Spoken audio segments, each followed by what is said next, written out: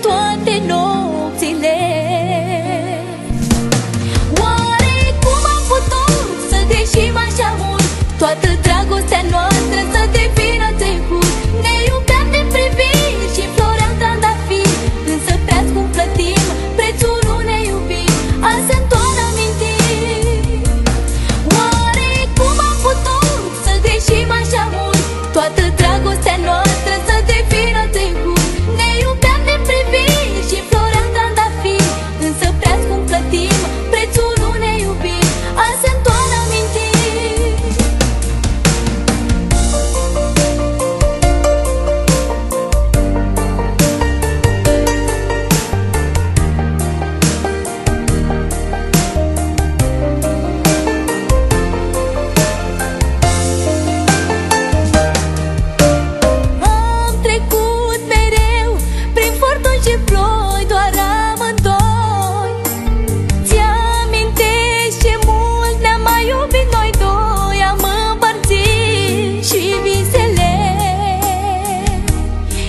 Clipele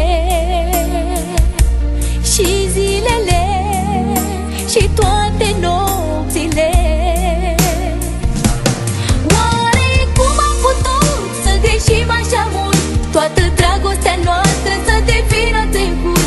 Ne iubeam din priviri și floream trandafiri, însă prea scump plătim prețul unei iubiri. Azi se-ntorc amintiri. Oare cum am putut să greșim așa mult? Toată dragostea noastră să devină trecut. Ne iubeam din priviri și floream trandafiri, însă prea scump plătim prețul unei iubiri. Azi se-ntorc amintiri.